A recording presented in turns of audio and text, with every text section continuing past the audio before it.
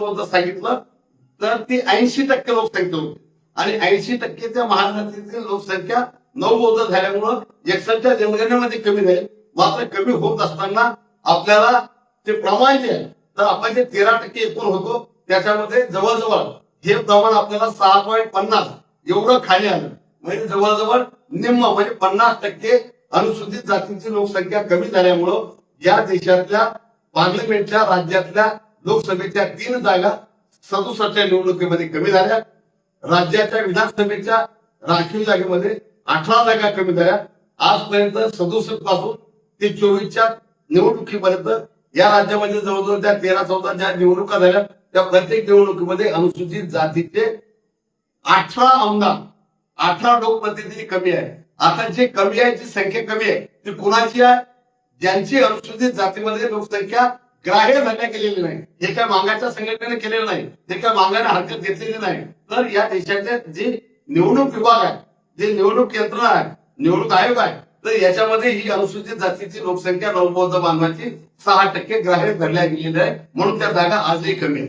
हीच वस्तुस्थिती आज महाराष्ट्रामध्ये महाराष्ट्राचं बजेट जे आहे तर महाराष्ट्राचं बजेट ठरवत असताना भारतीय राज्यघटनेच्या निर्देशानुसार लोकसंख्येच्या प्रमाणात आपल्याला सोयी सवलतीचे बजेट आपल्याला आपल्या प्रमाणात उपलब्ध करून द्यायचं असतं.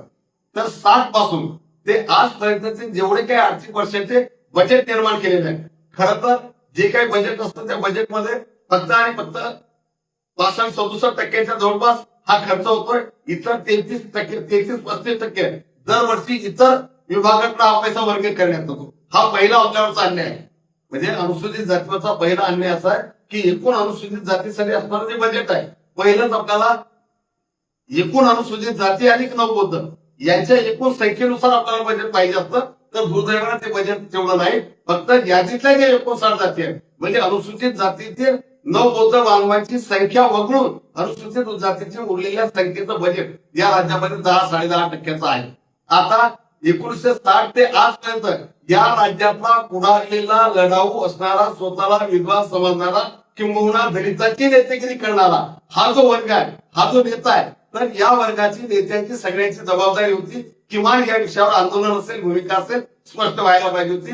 दुर्दैवानं आजपर्यंत जो कोणी आंबेडकरवादी म्हणणारा माणूस आहे, जो जी कोणती चळवळ आहे या चळवळीतल्या एकाही विद्वानाने, एकाही कायदे पंडितानं, एकाही नेत्यानं आजपर्यंत या विषयावर बोट ठेवलेलं नाही. आणि मग अनुसूचित जाती आरक्षण वर्गीकरणाच्या प्रश्नाकडे जात असताना आम्हाला अनुसूचित जातीची जी आज यादी पुन्हा मी आपल्या सगळ्यांचं लक्ष वेधतोय की अनुसूचित जातीची यादी आजच्या तारखेत यादी तर काय आम्ही बनवलेली नाही. यादीत आज या राज्यातल्या या देशातल्या लहान लेकरापासून ते या देशाच्या राष्ट्रपतीपर्यंत राज्याच्या अनुसूचित जातीमध्ये किती जाती समूह आहेत तर ते आहेत 59. सगळ्यांचे उत्तर हे आहे. मग हे उत्तर बरोबर आहे का? अनुसूचित जातीची यादी 59च आहे, परंतु या राज्यामध्ये अनुसूचित जातीचा लाभ घेणारे फक्त यादीतील 59च आहेत का? याचं उत्तर आहे नाही. याचं कारण असं आहे की अनुसूचित जातीमध्ये 59 जाती नमूद असल्या तरी 3 जून 1990ला एक नवबौद्ध समाज घटक त्याच्यामध्ये ऍड केलेला आहे. आणि म्हणून ते ऍड केल्यामुळं या ठिकाणी यादीत जरी 59 असले तरी लाभ घेणारे मात्र या ठिकाणी 60 आहे.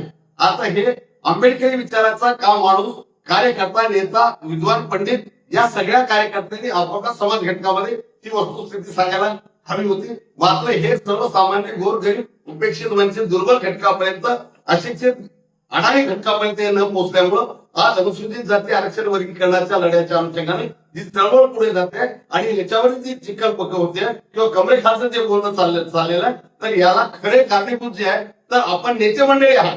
आणि हे नेते मंडळीचं दुबळेपण, हे नेते मंडळीचं नाकर्तेपण उजेडात येऊ नये म्हणून एका चुकीच्या पद्धतीनं या आरक्षण वर्गीकरणाच्या लढ्यामध्ये या चळवळीमध्ये आपण विरोधक म्हणून उभे ठाकलेले आहात. म्हणून बाबासाहेबांचा विचार पुढे न्यायचे असेल, समता प्रस्थापित करायची असेल, या ठिकाणी खऱ्या अर्थानं बाबासाहेबांचं स्वप्न साकार करायचं असेल तर आपल्याला अनुसूचित जाती आरक्षण वर्गीकरण केलंच पाहिजे. कारण शेवटच्या घटकाला आपण राज्यघटना स्वीकारण्यापूर्वीचा आरक्षणाचा सिद्धांत काय होता?